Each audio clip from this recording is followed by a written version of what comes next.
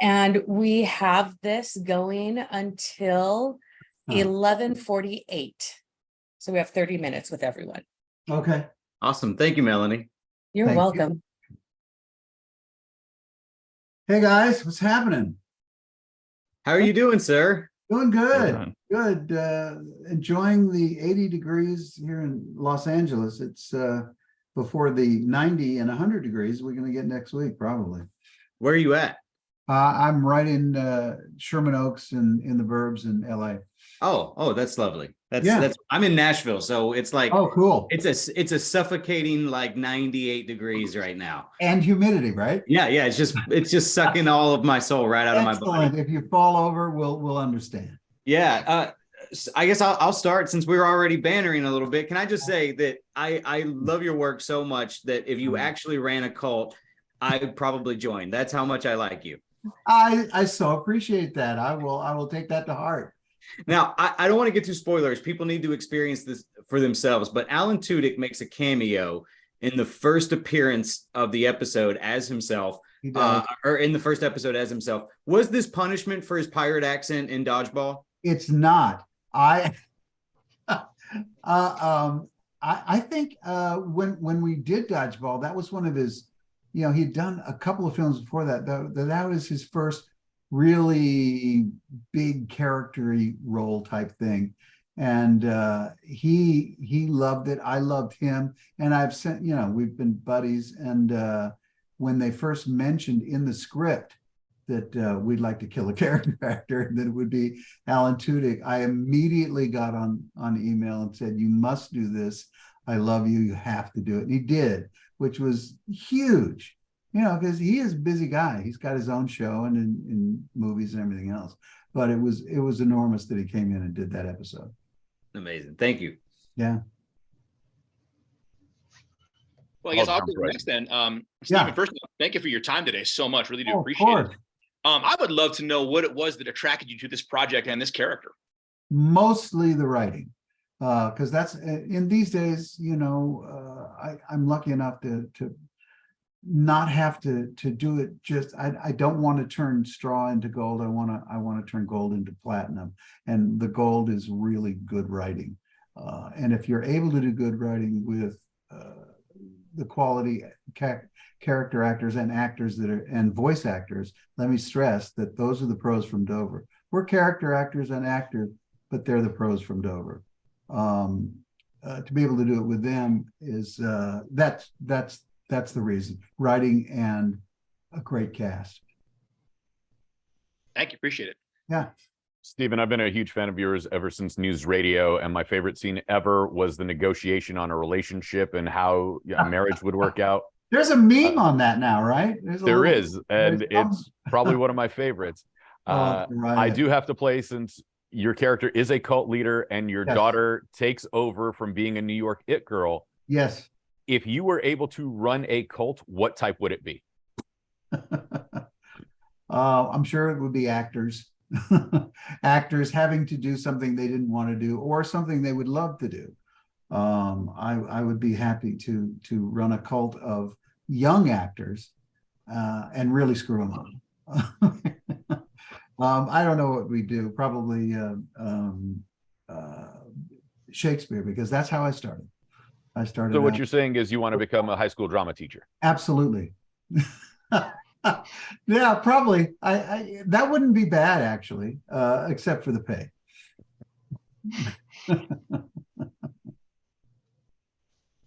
Yes. Go for it. Oh, you're muted down on the bottom. Muted. Am I unmuted now? Now you're good. Okay, cool. Hey, Stephen, I remember back in News Radio where you said that your character based a little bit on your dad's kind of a nonstop go get it spirit. And there seems to be some of that in this character too. So tell us a little bit more about your dad and about what parts of him might have infiltrated into this character. Well, my dad was a construction engineer supervisor for steam power plants. So this is the kind of thing that would be finished in about a year and a half. Say you were in Sioux City, Iowa, boom, you'd be in Muncie, Indiana. And then a year and a half later, boom, you'd be in Wichita, Kansas. So he had to be ready to go at all times, and as a family we went with him. So he was we were our own little cult. There was just the four of us in the family, and he was the man. Everything that I do probably comes a little bit from him, because he was a guy that took no bullshit whatsoever, and expected you on Saturday morning at 8 o'clock to be out mowing the lawn. Which I didn't love, but in the end, being an old guy now, I appreciate his, the structure that he gave me, and the structure is what this guy does in the cult. He wants everything as he wants it. I'm hoping that in the show that Annie's character will take all these cult characters and say, no, you have your own lives, get the hell out. So I think the long form is like, don't do what everybody's doing. Do what you do. Do what you do. And just one other thing, I'd imagine that moving around a lot shaped you as an actor too. I imagine you had to come in new to every school, and yeah. I don't have any friends from the second grade like most people do, and I think it did help me to be moving around, because then it's kind of like being a gypsy, and that's what you are as an actor. You walk into a project for 3 days, and then you walk out, and you go to a movie, then you go to a TV show, and you're always moving and grooving somewhere else. So I think that did help me relate to people quickly and form friendships quickly, but be able to go somewhere else. Yeah. Cool. Thanks. Mm-hmm. I have a question, Stephen. Yes, sir. As you approach this character, this cult leader, you mentioned that the writing really was the reason why you really wanted to do this this project. How did you approach just some of the lines, the dialogue, and when you're reading it, and the way he was? I'm not going to get into spoilers, but the way he had some of his followers do things for him. What were your reactions to some of the episodes of the script? Well, I think he's supposed to be a real enigmatic man, and somebody who will be followed. So we rehearsed a lot to find the voice for this guy, and I'm older than he would have, than the character would be, but I wanted to get him into that register so that he had some kind of tonal authority, and I think we found that. But as far as doing specific line stuff, no, I just get into the headspace of that character or whatever character that I'm playing, because even when you're doing voice, your body is still acting. You're still your body. It's not separated from your voice. So whenever I'm doing an animated project, I'm doing it with my whole sense and being, because you can't separate it otherwise. Hi, Stephen. Hey, how are you? Oh, I'm good. Awesome. How would you describe animation as a medium? Do you feel like there's a difference between the live action and animated? Like, do you approach it any differently? I know you just talked about it a bit, but yeah, not for a character actor. I don't approach it differently. You're still doing different characters. What's different about animation is it's almost kind of replaced theater for me, because in theater you can do, put on makeup and do somebody who plays 90 years old, or you can do a very young character, and you can do that in animation because you're not seeing him, but you're playing many different characters. On King of the Hill, I played 2 characters plus 3 ancillary characters in each episode. So the quantity of things that you can do in animation, I think, is attractive, is what you're asking. Yeah, the quantity to be able to do all those different roles is really attractive, and in that sense, that's why I like to do a lot of them. It's just more exercise for the character actor brain. I guess we'll circle all the way around again, and I've got another question. Okay, so I've already heard people make the comparison of PD's dad with the Raven on Barry, but I also felt like I haven't heard that. I've heard that, but I felt like I was reminded a little bit of Jim Hudson in Get Out. So I was curious if either one of those characters were an inspiration for Petey's dad? And if not, were there any real life cult leaders that you were inspired by in any way? That's an interesting question, because that whole movie Get Out was a cult of people trying to do horrible things. I think the guy in Get Out was irredeemable, and I don't think the character in this is irredeemable. I like to be able to play characters that, even if they have a bad side, there's some sense of redeemability at the end, if you can have it. But that I hadn't thought at all about how cultish that was. I probably didn't do that consciously, no. But what's interesting about this role is that he's already passed. You're seeing visions from on a bad videotape of kind of a crazy man saying you should do things this way, and hopefully my daughter will do things differently. But yeah, that's what's different about this, is you're not interacting with the major characters really, although you are. I mean, it seems like you are when they're listening to these tapes. and their actions subsequently are guided by it. But I thought that was a really interesting character, and the writing was good.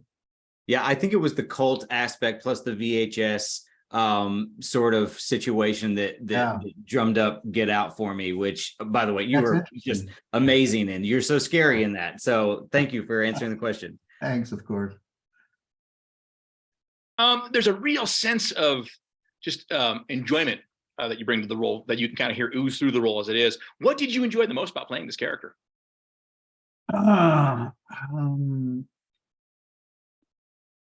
Probably the fact that even though I'm kind of separated from everybody, I got to here's what I want to say. I think he's redeemable. I think this guy, as crazy as he is redeemable. He just thinks that everybody has to do what he wants to do. And I think anything that I have to be able to play where I can say, no, he's really okay. He's a good guy, but I know he's doing bad things. And I've played that a lot, even within the Barry character, but it's, they're all so entirely different. In the end, it always comes back to me because the writing is good, and you want to do an exemplary job to complement how good the writing is. So in almost anything, like you say, do you enjoy doing Barry? Yes, because the writing is so good, and I want to be able to do the best I can do for that writing. And the best thing about some shows is that you do it for the writing, and you're not doing it for yourself. You're doing an ensemble piece, and this is an ensemble piece. Thank you. Appreciate that. Yeah. Stephen, you've worked with Mike Judge so many times, whether it's been, what's it called? Idiocracy, one of my all-time favorite movies. Oh, mine too. And it's so true. Idiocracy is true now. Yes, we're living it, unfortunately. You didn't have to wait 3,000 years to do it. It's true now. You being able to turn a red stapler into the greatest office supply ever, and then, King of the Hill, and now this. Is it almost to the point that you get like a Western Union type telegram, but only via text that goes, Stephen, stop. Animated series, stop. Recording Tuesday at 7 p.m. Stop. Be there. And that's it? Or is it like more in depth to this point still? There's more in depth. Again, I don't want to do straw into gold. I really want to do well-written stuff. So I'm fortunate enough to get a lot of offers. I don't take a lot of offers because I'm not doing this for the money now. I'm doing it for the good of whatever project I think is worthy of doing for myself. Not, that's just my personal thing. I want to be able to do good work and continue to enjoy what I'm doing. And that's a big part of it, is I want to enjoy being with the people that I'm working with. I want to enjoy seeing the fruits of their labor, whether it's writing or acting, and sit back and watch it and be able to go, Yay, that was good. Which is why I got into the business in the first place. You want to work with your friends and you want to do good work. So, that's it. Even go back a little bit when you talk about not being in it. You don't have to be in it for the money right now. Mhm. Was there a time where being able to do this voice acting was a real lifeline to you?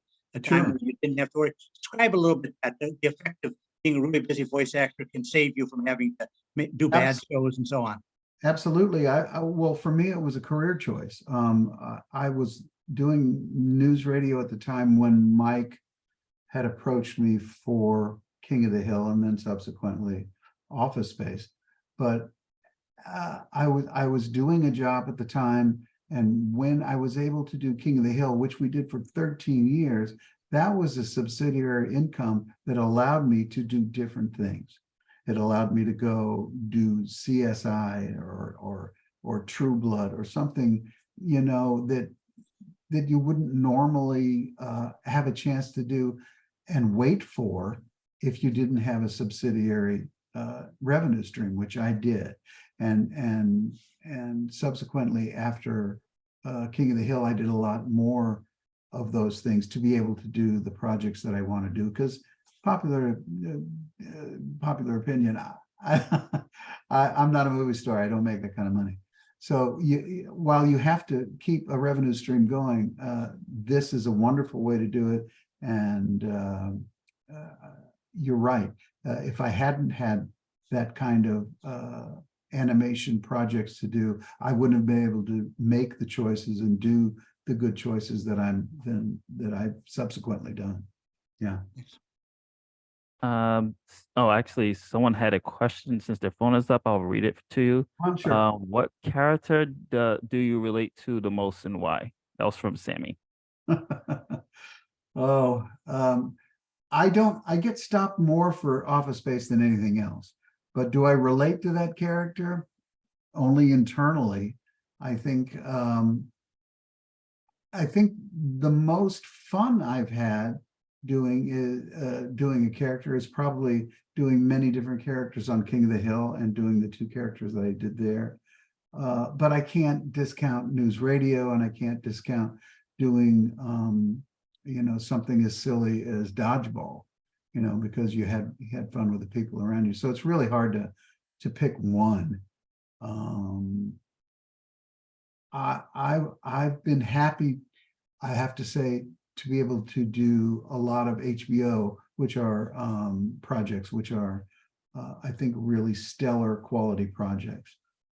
So I would have to say, within the realm, probably doing the stuff that I've done for HBO has been my favorite stuff.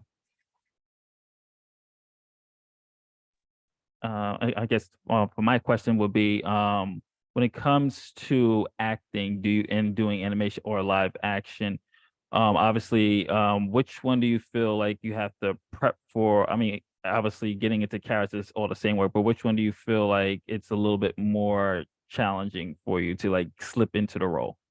Not at all. I think everything that I do, I have to prep for. If it's the smallest role on, Adventure Time, or it's a Barry doing it for 4 years. I like prep, and I like rehearsal, and I think that comes from doing theater and off Broadway and Broadway. I like to know things backwards, so that's my base. All right, I know what I'm going to do, and then from there you can play. Once you have a solid base of what you're going to do, then you can do different stuff on it. So whether the role is very small or very big, I prep and do a lot of rehearsal personally before I ever get to set. There's a lot of movies that they don't do rehearsal on, that you just step onto set and you have to be ready to go because they've hired you for X, Y, and Z. And that's what they want to see. And you don't have time to do it except on camera. So I do a lot of prep myself. Stephen, you talked about King of the Hill. Can you maybe talk about your excitement for the upcoming revival of the show, and maybe you have anything to spoil, possibly, maybe tease a bit? Well, I think it's been said already that the show is unlike a lot of other animation shows. It's going to move ahead in time. We left the show 10 years ago. It's 10 years from now, and now Bobby, who was 12, then is 22. He's has his own restaurant. He has his own set of friends and problems. The people that populate King of the Hill from before are still there, and they have to deal with how the world is today. They have gone through COVID, just like everybody else did, and they have gone through the sexual transition of society's perceptions, and they've got to go through that. So it'll be different than The Simpsons, who everybody stays the same age. You know, it's I think a really important step up to do that with the show. Thank you. Mm-hmm. I'm so excited for the King of the Hill revival. Me too. I would like to bring up what is possibly your most important role ever, DEA agent in Crocodile Dundee 2. Absolutely. As a kid, I loved Crocodile Dundee. No. Excuse me. DEA toilet. Well, what I want to say is, I loved Crocodile Dundee growing up. Do you remember I any do. good stories working with Paul Hogan or having one of film's most iconic knives on your throat amongst other places? Yeah, amongst other places. Yeah, I remember that was I had only done a kind of a horror film called Monkey Shines before that, George Romero film. And this was the second film I got right after that. So it was my first time being on set for a longer period of time. And I have to tell you that the rumors are true. We would finish a day and we would go to the food truck, and there would be at least 3 cases of Foster's there. And that seems like a cliche, but there was, and he was that kind of guy. He was a really down-to-earth kind of guy and liked to have a beer and discuss the day. And that was great. And it was a nice introduction for me to the business of film. That's amazing. Thank you. Yeah. Without doing any spoiling, Stephen, what are you most excited for audiences to experience with Praise Petey? The bleeped words. This is an adult show, so every once in a while you're going to get some phrases that are dicey, but to me the interstitial throwaway lines in this show are the best things. They're really, really funny. So I think people are going to enjoy the adult aspect of this show because they're not expecting that, I think, immediately. Have you guys seen the pilot? Yeah, okay. So you're not immediately expecting that. But as we get into show 2 and 3, it's like, what the bleep are we doing here? and those kind of small, really fun things that come out in the script are why I want to watch it, because it's really funny. I think I've already stolen the phrase Jessica Alba's diaper at least 3 times, which I took from the show. Love it. Thank you. John Cho is really funny in this show. Really funny. And it's not something I would know as a fellow character actor that he, could do that kind of comedy, and he's phenomenal. And Annie, is great and has done comedy for years, but that was nice to see that. I don't know if you guys know Paget Brewster, who's a beautiful voiceover artist. Everything that comes out of her mouth is funny. So again, as a fan, I like to be a fan of the shows that I pick and not read the script too much, because I want to see the end product. When I was doing Barry, I did a lot of prep work on my stuff, but I didn't want to read what was coming up so much. I wanted to see it as a fanboy. And I think that's kind of fun. You get to do it a little more with animation because it takes a lot more time to, you know, do the animation, and you don't see it for 9 months and you go, oh, what was this about? I don't know. And I think that's great. That's part of the deal. Thank Stephen, you you so had mentioned a couple of times that you know, the importance of the script was what drew you to this project and how significant the words were to you. Was there one particular line when you were reading, whether the pilot episode or the second episode, and you said, that's it, boom, I got to be a part of this? Well, it starts off with him with the wives, you know, he's surrounded by the wives. What do you do? Well, I get him his bacon. Well, I get him his sausage.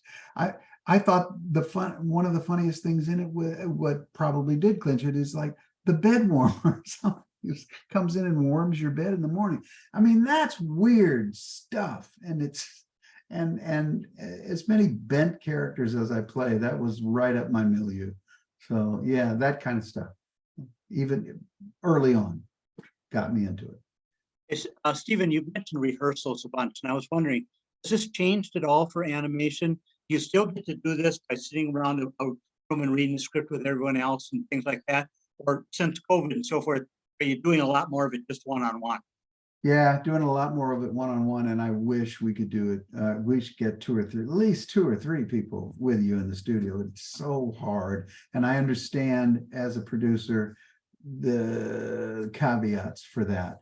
But as an actor, I want to go, you know, have somebody next to me and do something funny and react to that and be able to riff on that. I think we all character actors do, and all actors do. It's the one thing about the new world that I really miss is you can't go into a room, a producer's room, and win a role in the room anymore because of whatever your personal presence is and your personal energy that you can bring to an audition. That doesn't happen in a room anymore. It only happens on a tape. And while I understand that you see more people that way, you're not getting a personal experience. So I long for those days to be able to win a role in a room. Do you have a favorite line or favorite moment from Praise PD? Obviously, like no spoilers whatsoever. Oh God, I'd have to go through to find you one. I don't have one off the top of my head, but again, I've only, like you guys, I've only seen, you know, what, 3 or 4 of these, but they're all great. They're all great, and I know there's some really wonderful stuff coming up as well. So I'll let us discover together. Stephen, any chance you take the Liam Neeson, Bob Odenkirk route and maybe star in an action film by yourself? Maybe like shoot up some enemies.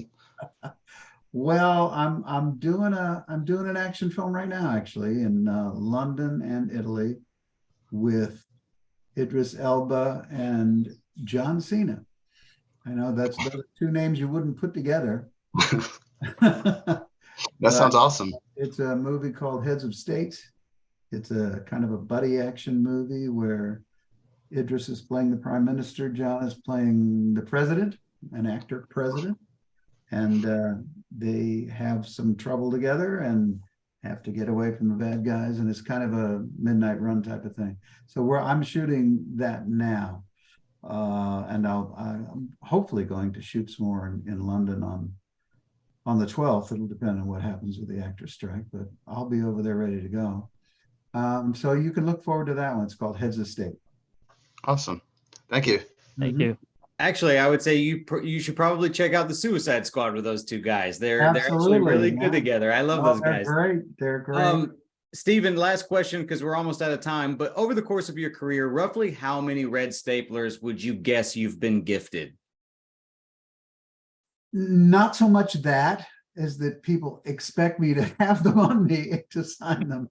It's like, so I've had to buy them and take them to different sets. Although pretty much every set I go to has a cardboard box of 7 staplers in it, and I sign them up. That's apparently the AD's new job is to to do that on every set that I go to. Yeah, that's a merging merchandise opportunity that you're missing out on, I think. opportunity. Yeah.